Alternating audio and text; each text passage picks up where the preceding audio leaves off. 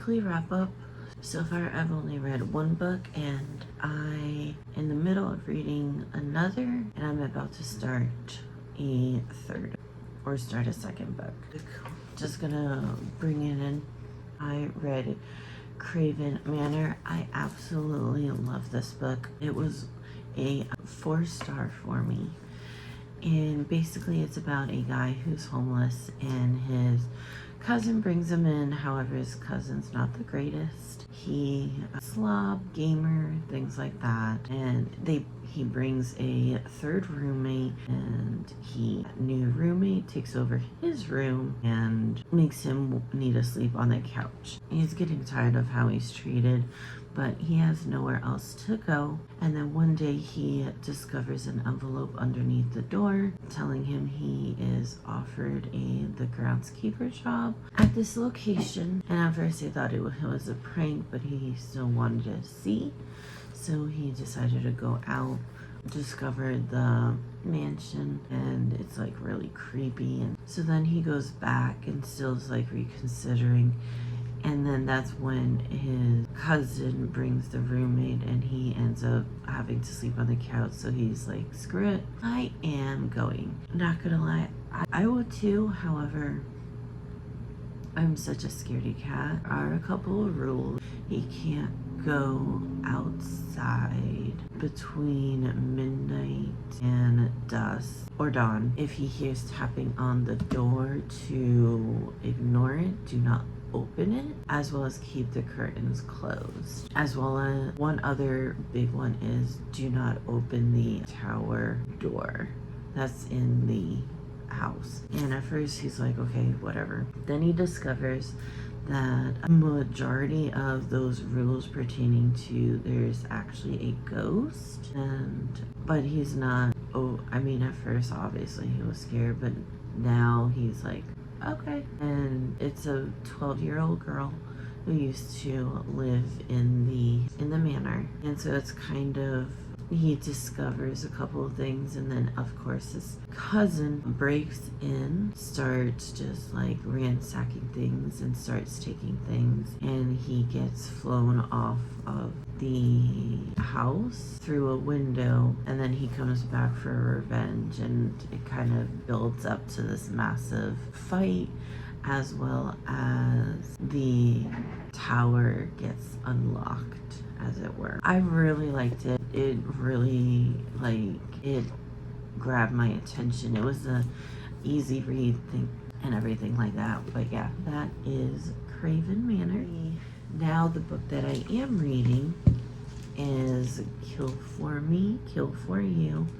It's kind of a dual perspective of multiple people, but the primary 2 characters is Amanda basically lost her husband who committed suicide. There are no trigger warnings, so do be aware of that, as well as there are no trigger warnings for the fact that there are deals with children's death, as well as teenage rape. It is part of this book.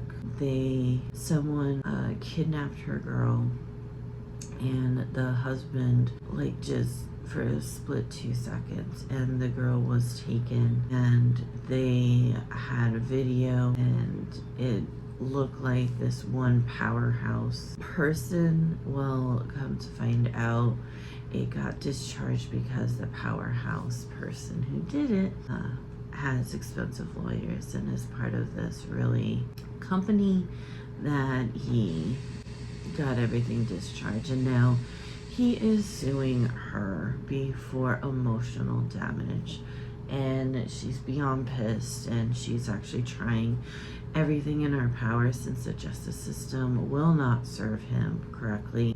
She wants him dead.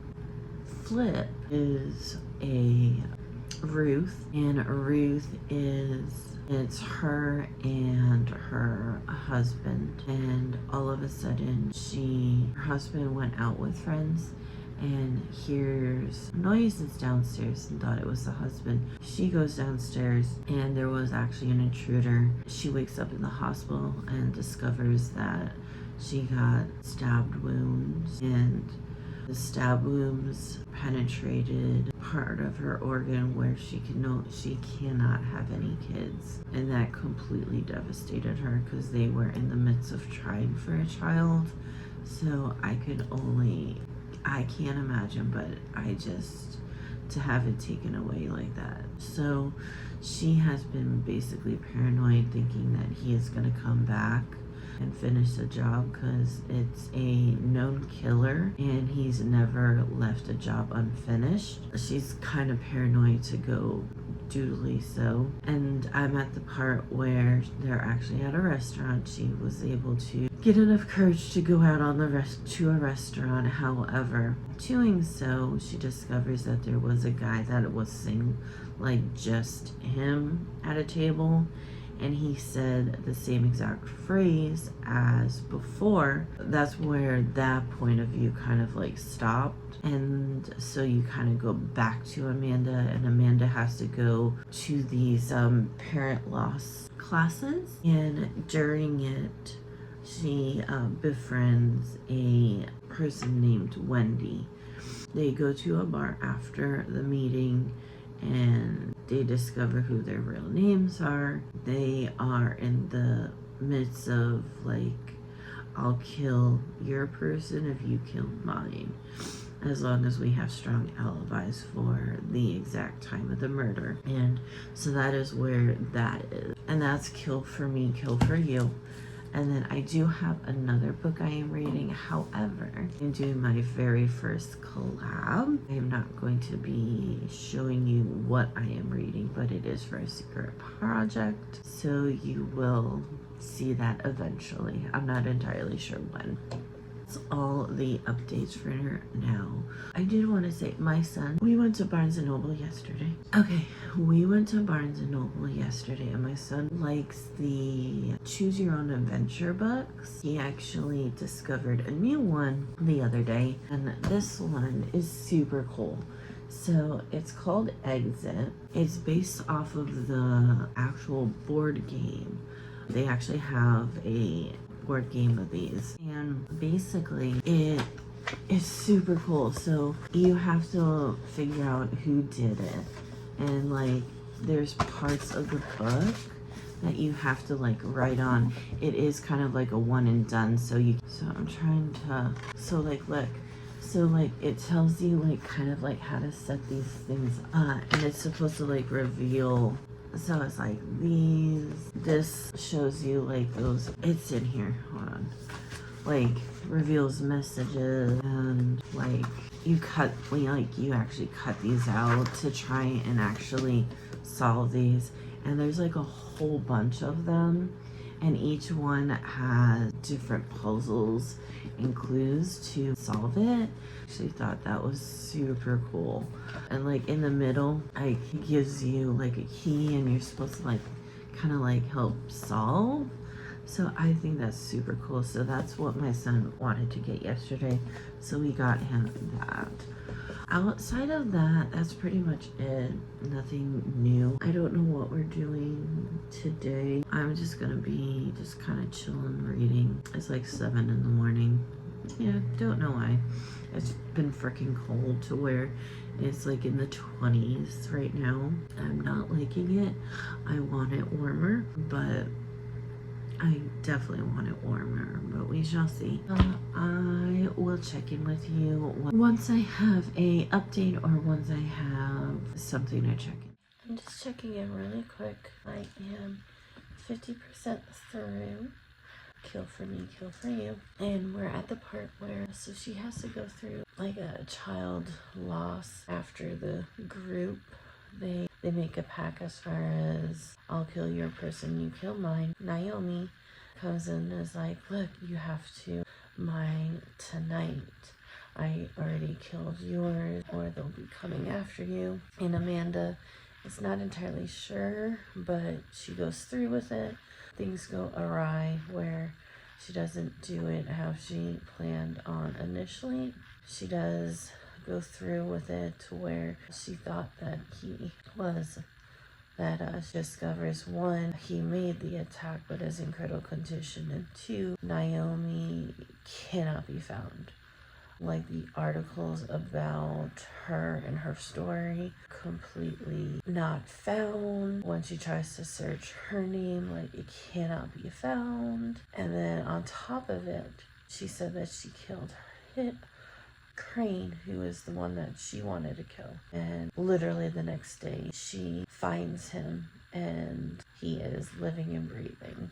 And so we're now at the part where she is deciding to go to the hospital to the guy that she attacked to figure out exactly who he is. And on the flip side, Ruth and Scott, basically she discovered he was at the restaurant, and her husband follows him, pretty much kills him. And so it's like, how would you know how to just kill somebody? I don't know. It's very weird, but it seems like it's in the same storyline, because you also have the dual perspective of the detective that does both of the cases. So I don't know, but it's very interesting in regards to that. So far, it's okay.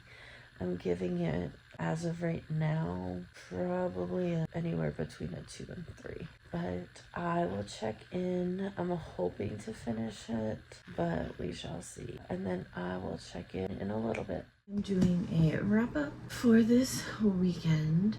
I went ahead and did finish Kill For Me, Kill For You. I did give it 4 stars. From the 50% on, definitely gets more intriguing, to where like there's a lot of like what the actual moments, especially towards the end. It's just mind-blowing. I did give it 4 stars. I'm going to show you my little mini book haul. I only got 2 books. I went to Half Price Books, and I went ahead and picked up Love Redesigned. I saw this in one of Reading with Neva's vlogs, and I absolutely liked the Dreamland Billionaire series, so I want to try in this one. So that is Love Redesigned. And then the other one is, I read Scythe, and this is just the second book.